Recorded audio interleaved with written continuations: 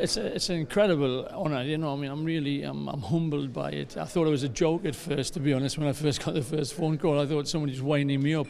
Iżda ma kienet ċajta xejn. Alan Curry, fundatur tal-isfida l-LifeCycle ingħata medalja għas-Servizz lill-Malta fil-Premju Ġieħ ir-Repubblika. Midalja li fissret rikonoxximent tal-ġid li rnexxielu joħloq mill-passjoni li għandu lejn l-avventura.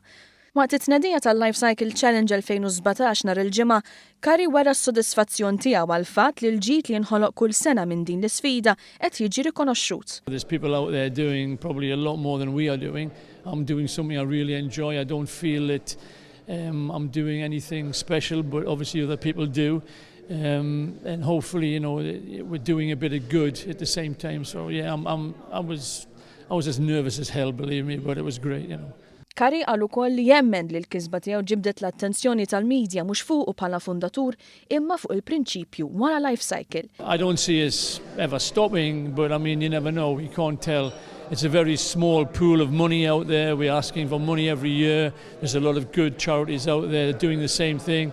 So, you know, we have to see how it goes. L-appoġġ li Curry juri kull sena r-riċerka u l-kura fil-kliewi kienet ispirata minn martu stess li kellha kondizzjoni fil-kliewi 19-il sena ilu.